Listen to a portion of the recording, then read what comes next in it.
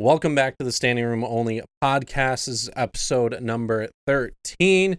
We are officially on Apple Podcasts. So it's been a couple weeks now on that. If you guys have been listening and not known, we are on Apple Podcasts. It's like a preferred spot app that a lot of people like listening to podcasts off. So we're finally on there.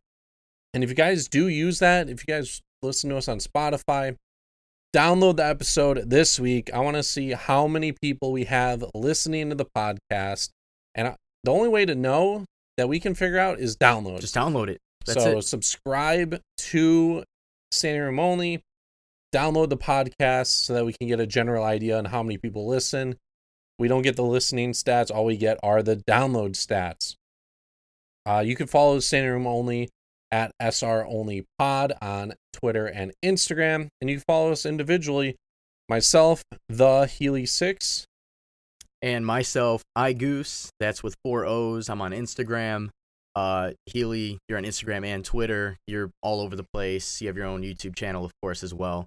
But pretty much what Healy just said. If you have Apple Podcasts or Spotify, however you listen to us, go ahead, hit that download button. It's not going to hurt. I'm sure you guys are paying that upcharge for the extra storage on your iPhones and your Samsung Galaxies, whatever you have.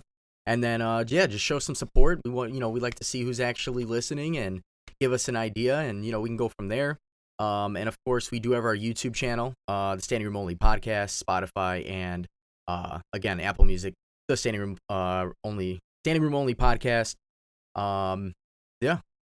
Episode number 13. It's been like 3 months since we started. Been wild. I know. It hasn't felt like 13 weeks. It felt like it was yesterday. And every time this day comes up during the week, it just like flies to the next one. Yeah, no, it really does. And it's kind of funny too, because we started during the playoffs for baseball, and we were like, yeah, eventually baseball's going to be done. We're never going to talk about it. Well, that's not the case. And it's making it fun. It's keeping my weeks busy as far as, staying in tune with sports. It's not just about one sport. I personally like baseball. I love baseball. It's just not what it used to be for me, but it's nice that, well, I don't want to say it's nice, the news that we're getting, but it's keeping us in tune. So, yeah, I'm glad that the baseball news keeps up, because that is my number one. Once the season starts, I'll probably talk forever about baseball every single week. The season never ends for baseball. Pretty soon, pitchers and catchers are going to report, and that's it from there. So, yeah, well, we'll start off. Alex Cora we'll start where we left off last week. Yeah. AJ Hinch, Jeff Loonhow both got suspended, then fired. Alex Cora, the following day, got fired. Still don't know his suspension. I think it'll be a very long suspension. Like, could be 5 years, but I would not doubt if they ban him. He could join the list of Pete Rose and Shoeless Joe Jackson as banned from baseball. I think it's only fair to the other two that he does get this lifetime ban, especially considering he cheated to win. Two World Series versus Pete Rose got caught gambling, which his numbers show he actually balled out in the World Series and the playoffs or whatever it was. And Shoeless Joe Jackson was, it was reported that he wasn't even all there, and he did very well too. So, for two guys to get caught gambling and then somebody who gets caught cheating to win, let's go ahead and up the ante there. And 5 years, sure, that's cool. Lifetime ban. Does he deserve that? Yeah. Probably. Yeah. Probably. 2 years in a row winning the World Series, and especially, I think it was after the 2017 season, MLB came down on the cheating and stuff like that, and he still continued to do it. Yeah. Yeah. He never got caught, right? So why not? Why not fix fix what's not broken? Yeah. So to speak. So yeah, we'll see. I wouldn't doubt if it's going to be this week or next week. But yeah, so that's definitely bound. Looking forward to that. We also had in baseball, we had the Hall of Fame announcement today. Yep. Derek Jeter and Larry Walker are Hall of Famers. Derek Jeter missed out unanimous by 1 vote. I don't get the whole hype about people being unanimous. does it show in the Hall of Fame? No, it doesn't. No, As long as you get above 75%, you're in. The important part about it is that he was first ballot. Yeah. Ballots matter. Yes. He got in first ballot. Who cares that he wasn't unanimous? There should have been so many others that were unanimous anyway, so it doesn't even matter. Yeah, exactly. And then with Larry Walker, he was on his last opportunity to get in, which he got in, which is well-deserved. We were looking at his statistics compared to Derek Jeter before we started this episode, and Larry Walker balled out. I mean, he didn't have a 500 career home run statistic, but he consistently batted over 300, well over 330, a lot of seasons. And his WAR was actually up to par with Derek Jeter. And Larry Walker played like almost 800 games less than Jeter. So that right there is sick. Larry Walker, I know people were on the whole Coors thing. His career OPS on the road was 865, which is great. It's a lot better. I think it's higher than Reggie Jackson's career OPS. It's higher than a lot of people's like career OPSs that are in the Hall of Fame. He balled out no matter where he went. So, and that's a huge stat because a lot of people would say, well, he played in Colorado, he should hit well. Well, guess what? Look at his road numbers away from Coors Field, and he did it. He might have benefited a little bit. He put up ridiculous numbers, playing not as many games as like you would like from him every season. Still got 17 years out of him. And he put up valuable numbers. Like we said, the WAR was pretty similar to Derek Jeter, who played almost 800 games more. So, yeah, shout out to Larry Walker. Last year on the ballot, he gets in, buzzer beater. He got in by 6 votes. There's like 300-something people that voted for him. People didn't even... Larry Walker even tweeted out today. He did not think he was going to get in because publicly, he had like 80% or something. The problem happens when like the public vote is mainly in favor of a lot of these guys. The problem happens when these guys who don't reveal their ballots, all their ballots get included in everything. They don't like voting for people. Yeah. They're very weird. They're hashtag keep the hall small, and they vote for like 2 people when they have 10 votes. I don't know why. If you're given 10 votes, there's a ballot I saw yesterday. A guy voted for 6 people. He removed 2 of his votes and then voted for 2 new people this year.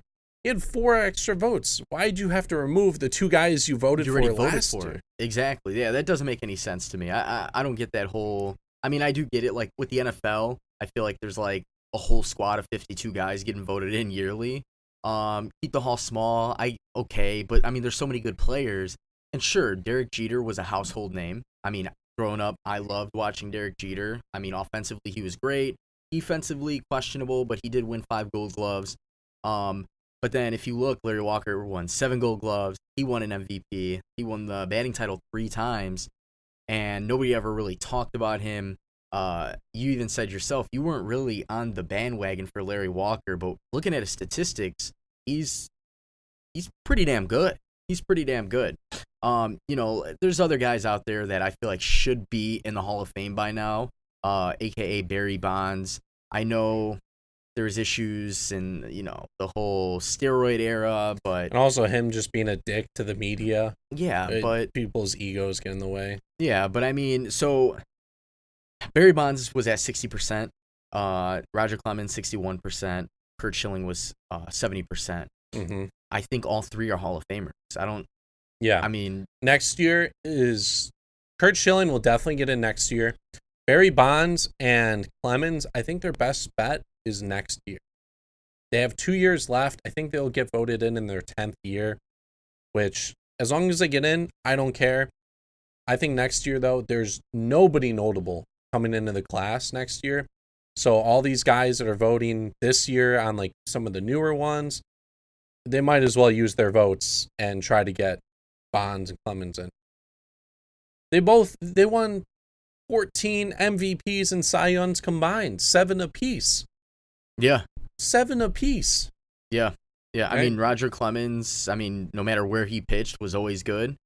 Curt Schilling, he pitched. He had, was it the World Series or the playoffs with the ankle? Bloody sock. The bloody sock. pitched his heart out.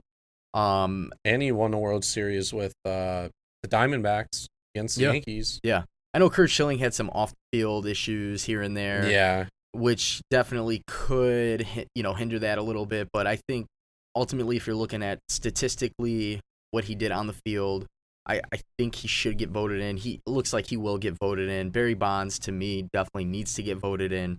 All three of these guys. And I'm glad Larry Walker and Derek Jeter both made it. Derek Jeter, being a first ballot is huge. But let's get these other guys in who also deserve this Hall of Fame. Oh, yeah. And then the final baseball news we have today, Marcel Ozuna, $18 million for 1 year to the Atlanta Braves. Atlanta. That pretty much means Ender Inciarte is out. I don't know if he's a free agent. He might be. I thought he was still with the team. I could be wrong. He looks like he'll be out, though. They could probably trade him then. We'll take a look right here. It still says he's with the Atlanta Braves. So they might trade. He's there until 2022. So I don't know. Trade bait, perhaps? Yeah, they could possibly trade him. Maybe they move Markakis to the bench. I don't know. You can't. None of the outfield guys play any of the infield. So yeah, exactly. Kind of a weird signing with that. They needed that bat though. The bat was too good to pass up. Yeah, Donaldson was gone. Hit 37 home runs. How do you follow up with that? Sign Marcel Ozuna to a 1-year deal. So let's see what he can do.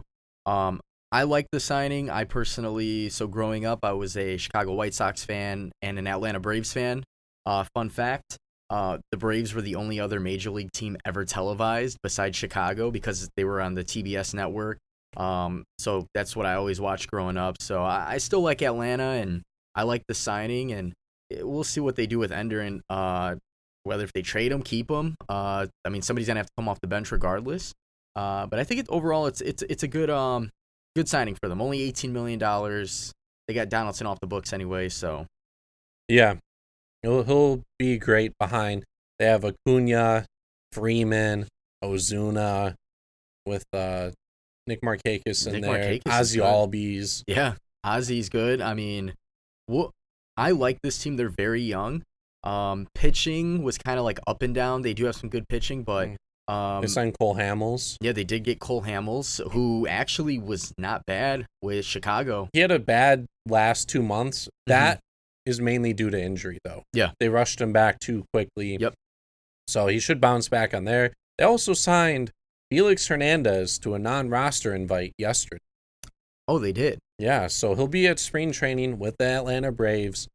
Non-roster invite, so he's not guaranteed to make the roster. If he does have a good spring training, he could be their 5th starter.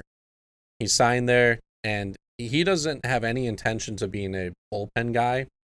So if he makes the team, he will be their 5th starter. It'll be weird seeing him in another uniform, but I hope he could bounce back. He's only 35. He's he actually fell off really quickly. Yeah, so he's turning 34 this year. 34, yeah. This is King Felix, King K. He literally, this dude used to have. For me, watching him back in the day, and I'm saying back in the day like it was that long ago, but I remember it was the norm for him to have 10 to 12 strikeouts every game, 14 strikeouts. 33 years old, he's not that old. Baseball, usually pitchers last, He's pitched 14 years already in the majors. So he's been in the league since he was, 19 years old. Yeah. So he debuted at 19 and 118 days. Wow. So he was super young. Hopefully, I really hope he bounces back. I hope he makes the team. The past couple years, he's just been terrible. So maybe a change of scenery, better team. I don't know.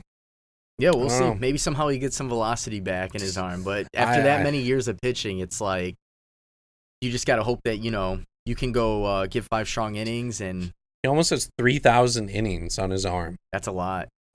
That's crazy. Yeah, well, at least for his age. Mm-hmm. So yeah. So with baseball, I think that's pretty much it, right, for baseball? Yeah. So we can go ahead and transition over to the NFL. Yeah, we'll talk about the conference games. Yeah, so we had the conference championship games. We had the Tennessee Titans go up against Kansas City. That was game 1. Kansas City came out strong, just like the Texans did last week against the Chiefs. Oh, you mean Tennessee came out strong? Guys, You said Kansas City, Oh, but I knew what you meant. Tennessee came out strong, just like the Titans or Yeah. the Texans did last week. Tennessee played a very good football game. The problem is Pat Mahomes and that offense is so fast, and they score in the bat of an eye. Tennessee, I mean, it was what, 10-0 to start the game? I think it was at least 10-0. 10-0 to start the game.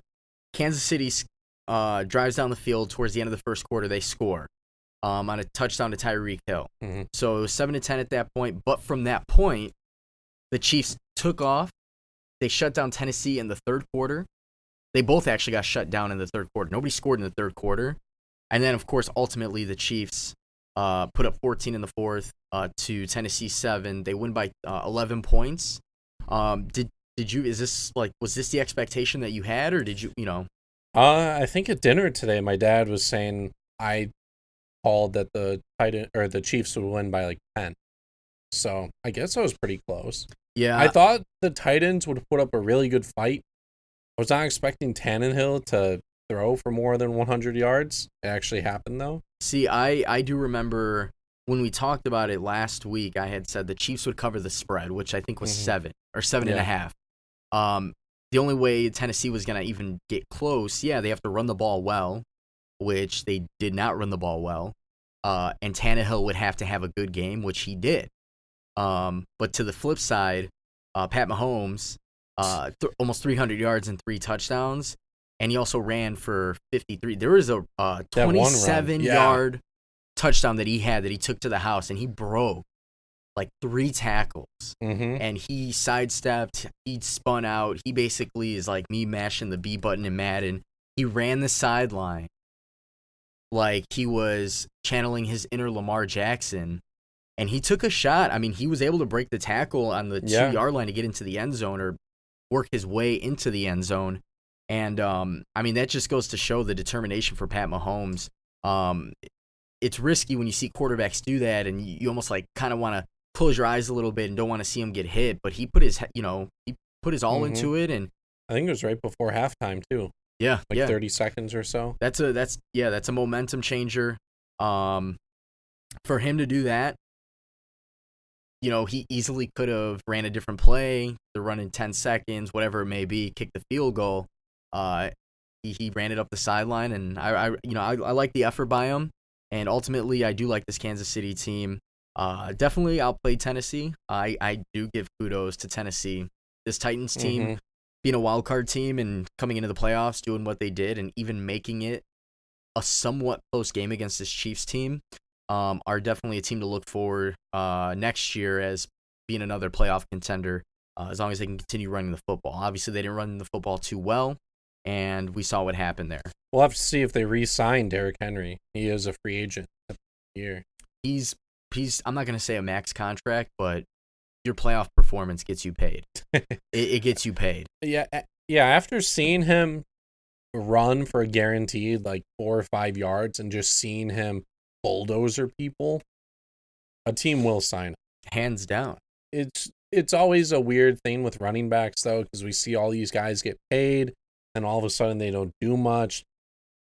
In the running back position nowadays is like, you could pretty much toss anyone in there. It's a system, and anyone can look pretty. Yeah, exactly. And we all know the tail of the tape with running backs. Like you said, they get the contract, and then all of a sudden they're missing some games following years. Todd Gurley, for example, who isn't even that old. Todd Gurley's only like 25 years old, and he still shows like signs of talent. Like, he's still a talented running back, but a lot of running backs decline after 25, 26 years old because, well, you're running a guy 30 times a game for 2 or 3 years, they get beat up. They're constantly using their leg.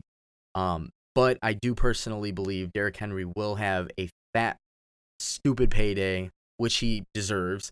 And I don't know, if I'm him, maybe re-sign with Tennessee. They still have a good defense. Tannehill came in midway through the season after game 4 or 5. So who knows? Maybe they had an easier path with Tannehill from the get-go versus Mariota.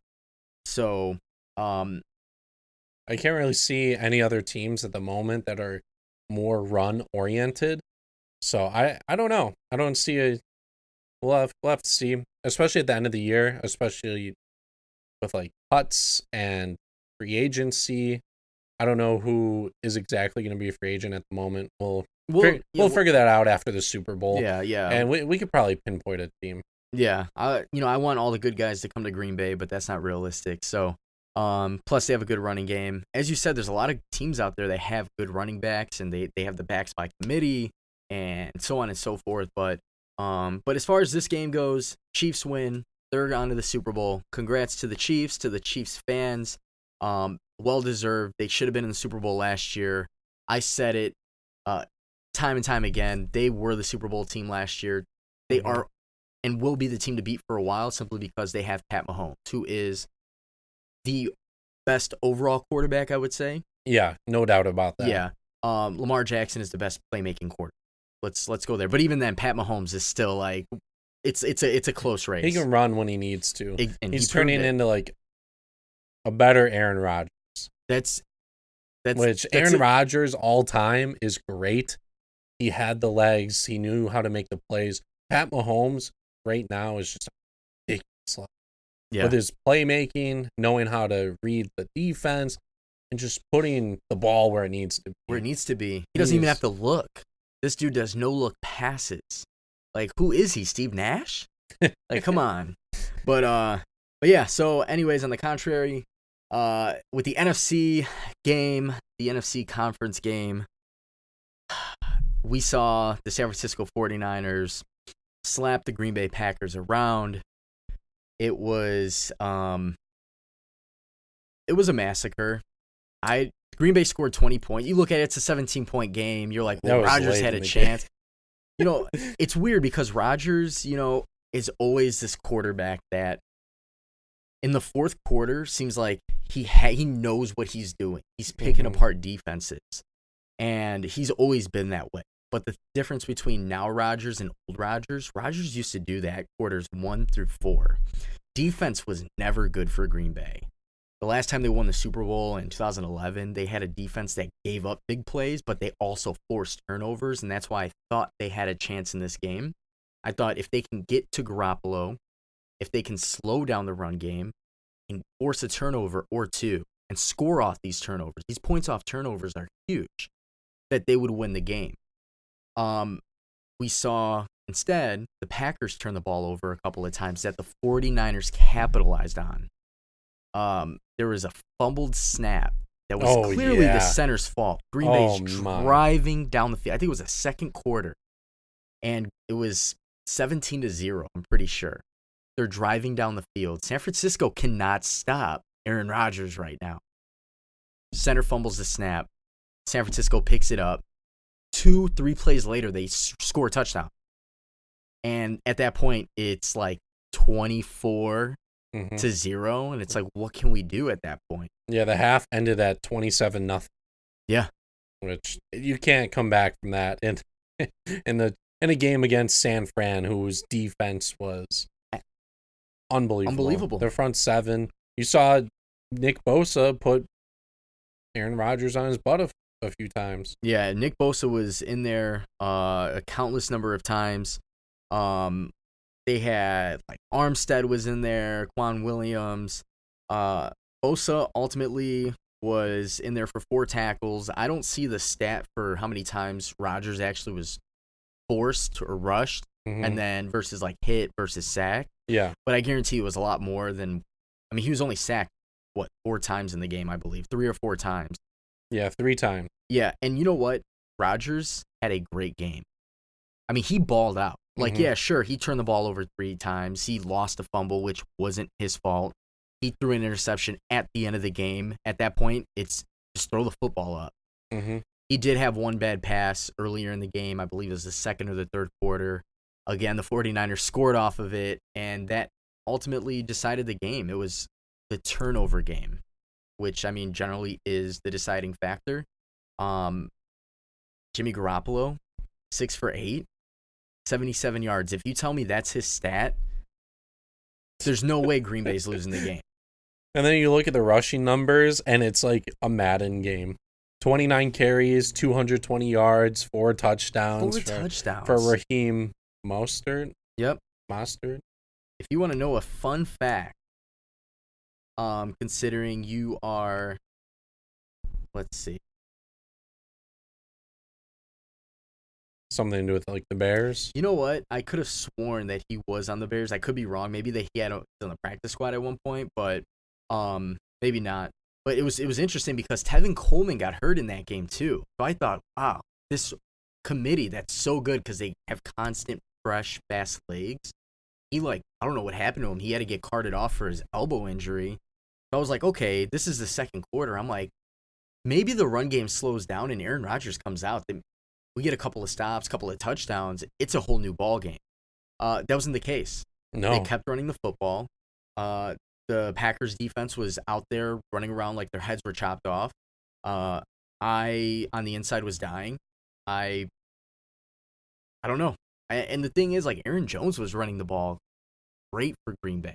He was averaging almost 5 yards a carry, but they only ran the ball 16 times because of how they were playing from behind. Yeah, they had to try to make up for it. I think at the press conference, Raheem talked about how he's been with 6 teams already, and he like looks at like when he was signed by them and cut by them like every single day. And now he's with like the 49ers. Yeah. So he was definitely a Chicago Bear at one point. And if he's been with 6 teams, they all definitely cut him because I'm only seeing him statistically. Yeah, with 2. Probably training camps and practice squads. Preseason. Although the 49ers, they do have he just fits perfectly with their scheme. Mm-hmm. I mean, it's a run-first offense. They have 3 really good running backs, and he still puts up the numbers that he does. I don't want to say it's a limited role because they all share. It's a running back by committee, but it's 3 of them. I think ultimately he's a great running back going to the Super Bowl. I expect him to put up good numbers. I do also expect Garoppolo to pass a little more because, well, you got to keep up with Mahomes. Exactly. Mahomes, Tyreek Hill, and I was mad as a fan that the Green Bay Packers lost. It's probably karma for all, the shit I've given you about wearing the cheese head and everything else. I do like this Super Bowl matchup. It's juicy. It's great. You have 2 super fast offenses. You have a great 49ers defense. You have a not-so-great Chiefs defense. Mm-hmm. But it's the not-so-greats going up against each other, and then the elites. Exactly. So you have the elite Chiefs offense trying to go up against the elite 49ers defense. At this moment, I don't know who I'm going to choose in the Super Bowl. If you guys are listening, we're going to talk about this more next week. But first glance, I don't have a choice at the moment. It's just, I can't tell you who has more of an advantage over one another's like defense. The game's in Miami. It's warm weather. We don't have somebody playing in the cold where they normally play in the cold, right? They're both in Miami, warm weather. The spread as of right now, I believe I looked earlier, was 1.5 points for Kansas City. That is not enough for me to pick one or the other. I would definitely say, first glance, looking at both teams, I guess Pat Mahomes would be my pick, but I'm not picking right now. I don't know. That could change. Definitely stay tuned for next week. And also tune in. Pay attention to our social media because we are going to put some polls out on Twitter, Instagram as well. I want to hear everybody's feedback as far as what their predictions are for the Super Bowl and scores. We'll talk about the spread again. That's going to come next week. But I think this is definitely a matchup well deserved for NFL fans, especially after that whack ass Super Bowl we had last year. 17-3 or something. Yeah, 17 or 13-3. It was horrible. The Rams, I was surprised. And, I mean, the Patriots played them very well. They brought out that Bears defense that locked them down earlier in the year. It should have been Saints and Chiefs. And that matchup, even this year, would have been amazing. But I'm happy with this year's matchup. But yeah. So now we have the final showdown. We have the Pro Bowl, which I don't know about you, but I'm not watching it. I'm not watching it I don't either. care. I don't know what I'm gonna do. I don't know if you heard today, Xavier Rhodes got put into the Pro Bowl, cornerback for the Minnesota Vikings. On Pro Football Focus, they ranked all the cornerbacks. There were 6 cornerbacks rated worse than him this year. 6 rated worse out of like 100 or so. And he's in the Pro Bowl. He had a whopping 0 interceptions. I don't know how many pass deflections he had. I mean, if 6 other guys are worse than him, that means he's pretty bad. At least as far as the rating. I mean, Xavier Rhodes historically is good. Yeah. He's not a bad defensive back. Yeah, I'm not taking a dump on him. I'm taking a dump on the Pro Bowl. Pro Bowl and itself. how he's included it. Yeah, but I mean, it's also one of those things where obviously the teams that are going to the Super Bowl are going to be loaded with Pro Bowlers generally. So they take the back seat. We have injuries, so there's always fill-ins. Obviously, we know the Pro Bowl is a joke. They go 50%, maybe 50%, and it doesn't mean anything. I mean, it's cool for the guys, sure. I'm sure they get a little paycheck for it. I think there's going to be a skills competition. There might be. I believe they did it last year. Trubisky was in one. Yeah. I was watching one today where he had to throw it over like a glass wall to Mike Evans, and it took him like 20 tries. Yeah, sounds about right. That's usually how it is in the regular season for Trubisky anyways. Yeah, he wasn't moving. He was in the pocket. Yeah. So maybe that's what it was. Maybe in his head, the skills challenge got to him last year, so this year he's like, no, I'm going to prove them wrong. Oh, yeah. Definitely. But yeah, so that's what's next. So they do the Pro Bowl the week before the Super Bowl. Is it in Hawaii this year? I don't even know. It's been in Orlando the past few years. Yeah, so I can't even remember the last time it was in Hawaii. Maybe 2013. They went to Orlando, maybe even Arizona, and then they went back to Hawaii for a year, and then they put it back. And then Orlando. It was back in Orlando. Yeah. So again, that's happening. I don't know about you. I'm not going to talk about the Pro Bowl next week. But no, we'll talk about the score and all the sick plays that happened that were guys were just open every time. Yeah, it's almost like when I play you in Madden, right? Nope. But yeah, so that's pretty much it for the NFL. No really big news other than the 2 teams that are in the Super Bowl. Great matchup. I don't know. I really don't care who wins. I just want to see a really good game. I want to see some offense and some great defensive plays. I just want it to be close, too. I want it to be high scoring, but I want it to be close high scoring. A nail-biter. Yeah. I want it to get down to maybe the Chiefs are down 14 points in the 4th with 4 minutes left, and Pat Mahomes, and then he gets 2 touchdowns, and then he's dramatic running out of the field, calling up the 2-point conversion to win the Super Bowl. I don't know. I watch too many movies, but it's going to be fun to watch.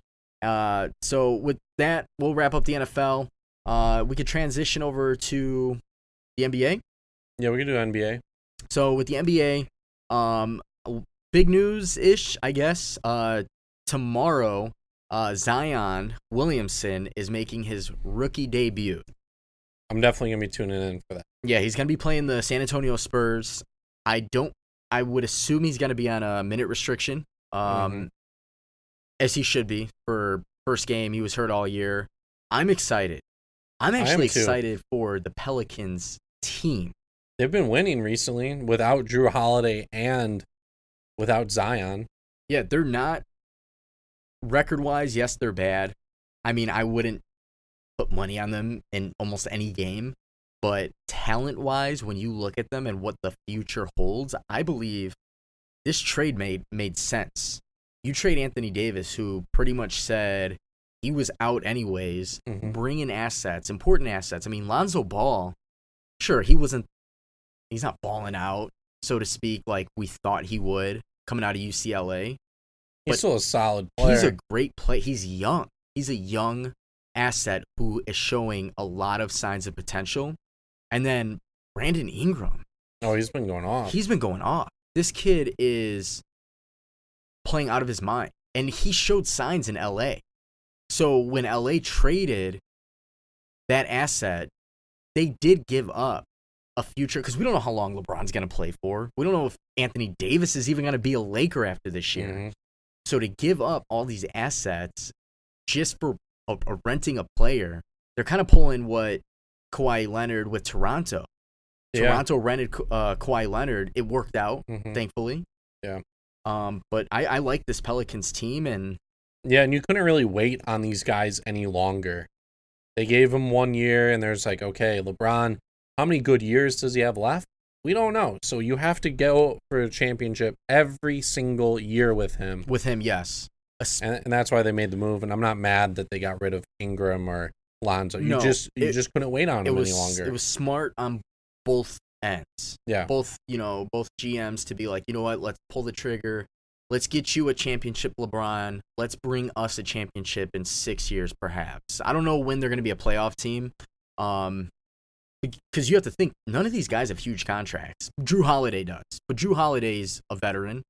He's consistently been balling out for I don't know how many straight years now. But they're going to have some money to be able to spend on some free agents over the next couple of years.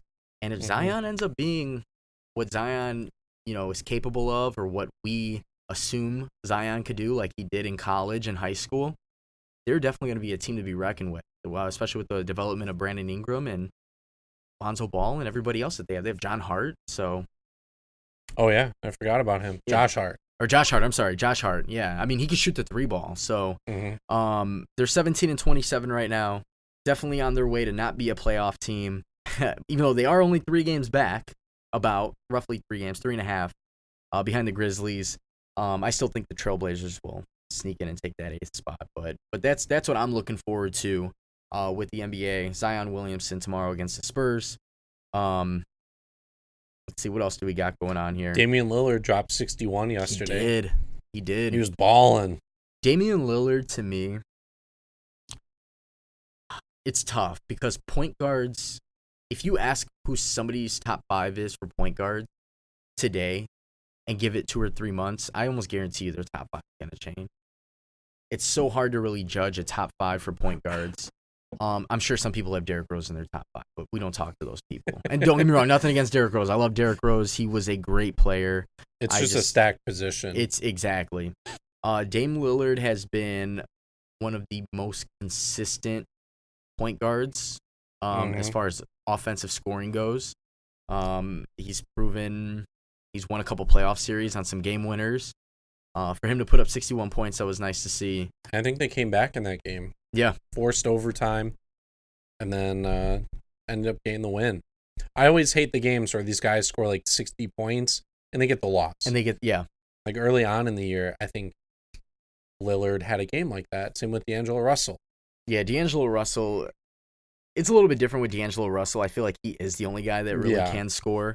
You'll see it a lot with James Harden. Clearly, he's averaging almost 40 points a game, so and they don't win every game. That's a little bit different, though. There was actually a fun stat. What was that stat you were pulled out earlier regarding James Harden? His 3-point stat. Yeah, his 3-point stat. So yesterday they got whooped by the Thunder in Houston, I think, which is kind of funny.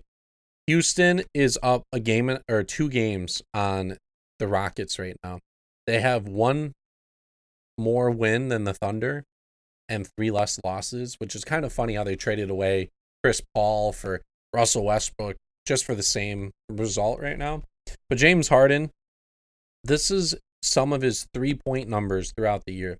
Here's a lot of games. So he's gone 1 of 8, 2 of 18, 3 of 14, 2 of 16, 3 of 11, 8 of 22, 2 of 15, 4 for 20, 3 for 17, 3 for 10, 4 for 13, 4 for 13, 4 for 20, 2 for 9, 5 of 19, 2 of 19, and 1 of 17. The most misses in like NBA history or whatever. 1 of 17. How do you miss that many shots as a shooter like him? How many points did he score in that game? I'm willing to bet he scored 30 points. Did he not? Because the thing with James Harden, he'll shoot, and I mean, they have good rebounders. So they'll get the offensive board. Second chance buckets is a huge stat. One of the biggest stats in the NBA. Because if you look at his, I mean, that is a huge stat, but he's shooting 29. He put up 29 points. He was 9 of 19, 1 for 17 for 3, and then 10 of 13 from the line. From the line, 10 of 13. He does that every game. He's just silky smooth at getting to the line. His Euro step is great. He's good at drawing the foul. He's good at drawing the foul from beyond the arc. And I mean, he's a very high percentage free throw shooter. 3-point percentage, he's shooting 36% from the field, which is not bad. So when you read those numbers off, I'm curious to know, what does he have, like 3-4 games where he's shooting like 80% from 3 to pick up the slack? Yeah. So I don't get it. He's not a bad 3-point shooter too, so I don't know why he's missing so many times. No, he's not bad at all. Game. It's just a wild stat to throw out there. And now we do have, besides James Harden, obviously being high scorer, sometimes it seems like more than sometimes being a horrible 3-point shooter. Yeah. He's just a great scorer. He knows how to score the ball. He knows how to get to the line. Averaging almost 40 points a game. Offensive efficiency, though, I feel like Luka, at the beginning of our starting this podcast 12 weeks ago, there was an episode where I said Luka is a future MVP. I didn't know it would be this year, potentially. He's had recently, on the 15th against the Kings, he dropped 25 points, 15 rebounds, 17 assists. Another triple-double added to this season, in which he's only 20 years old. Yeah, I think he's the youngest person ever to have a 40-point, 15-rebound triple-double or something. Yeah. Besides he had a game. He's playing tonight right now against the Clippers. Yeah, he already has 7 points, 5 rebounds, and 2 assists in the first quarter. Yeah, and I mean, this kid, LeBron said it. Other big-time players have said it. He's just overall, he's damn good, and he is. He's really good. And I know with Kristaps Porzingis has been kind of hurt this year on and off, and them still being a contender, that just says a lot for him. So I think if this team can somehow hold on and slide into the playoffs, and I know Giannis is always going to, I feel like he's always going to put up great numbers, but you know how the NBA is, you know. They get voter fatigue. They don't like voting for the same person multiple years in a row. Even though Giannis probably should be the MVP for the second year. Yeah. So I think Luka may end up having it in the bag. It depends. Like I think Giannis is still the front runner, especially with the record that being the 39 Bucks have. Yeah. Exactly.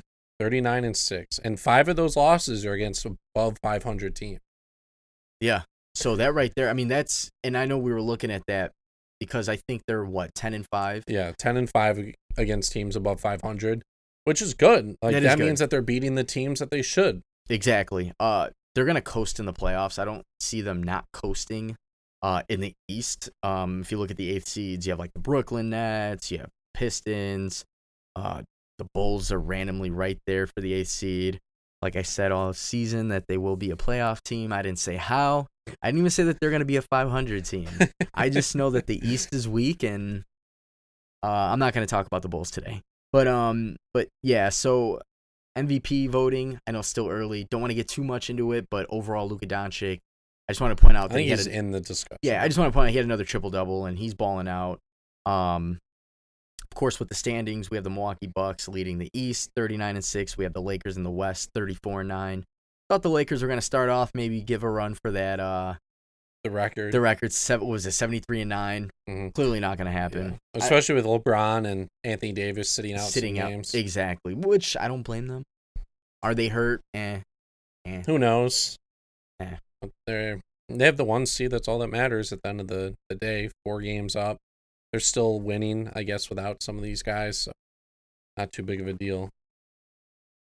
So, but that's pretty much it. Huge shout out to Carmelo Anthony for continuing to ball out. And to prove me wrong. And to prove Healy wrong. I think I'm going to say this every episode until till they're in the playoffs, and he ends up going off. But he's I mean, he's great. I mean, he's a hooper. He can hoop. Obviously, nobody ever really gave him the opportunity to just break that shell, the rust off of it, his shot, whatever it was. He's been playing great. Huge compliment to Portland's overall pretty damn good team. Want to give Melo another shout out there. I think that they are going to end up sneaking into the playoffs, and he's going to be a huge factor for them. Is that pretty much it for the episode? Yeah, one more thing. I want to give a huge shout out to the man, the myth, the legend, Conor McGregor, the champ, came back into the octagon after a huge hiatus for being suspended, and all this other drama going on, and he got a first round KO. It lasted like 40 seconds. 40 seconds, and he did damage. Utilized his shoulders. Took some work out of Johnny Bones Jones' book, and he utilized his shoulders, and it worked well. Huge head kick. I'm not gonna say I'm the biggest Conor McGregor. I'm a fan of Conor McGregor. I was gonna question him going into this fight, like if it lasted past the first round. We know he gets fatigued. He definitely has been training hard. He looked great. And I'm looking forward to a few more fights. Future matchups. Yeah, maybe Khabib. We'll see. What happens. But I know we don't talk UFC or any other combat sports, boxing. I do like boxing as well. Maybe we'll start to integrate that a little more. I just wanted to give a huge shout out to Conor McGregor for his return, dominating performance, and he's back. That was probably the quickest fight card I've ever watched. It was like 10 p.m. and Conor McGregor's fight was happening. And it's normally around, it might have been 10 or 11. I think it might have been closer to 11. Normally, the main event for us is like midnight. Yeah. There were some heavyweights that went, I think, the distance. Heavyweights usually, like, all the fights ended in the first or second round. The only one that went 3 rounds was Holly Holm. Oh, yeah, Holly Holm had that fight. So that's all right. of them were knockouts or submission. There's a lot of submissions. Yeah. So it was a good card to watch overall. Looking forward to seeing many more fights for Conor McGregor and everybody else. And like I said, if anybody's interested in us talking about that, I mean, I personally am a fan of UFC, of boxing. You can let us know on social media. Again, we do want everybody to stay interactive with us. We'll try to put out polls and we'll post to the story, Twitter, definitely, Instagram. And we always love to hear feedback. And if you think we're wrong in an area, correct us. We'll debate it out. We'll talk. I like to talk, and then we'll just go from there. So I just want to say thank everybody for tuning in again to the Standing Room Only podcast. You can follow us at SR Only Pod on Instagram and Twitter. You can follow us on Apple Music, Spotify, and the YouTube channel, Standing Room Only. And you can follow our personals. You can follow myself at the Healy6 on Twitter and Instagram. And I am on Instagram at iGoose with 4 O's. Again, don't ask why. Go ahead, hit that add button, that follow button, and we'll go ahead and we'll talk sports and whatever else. So I'll see you guys next week with the Super Bowl discussion. Peace.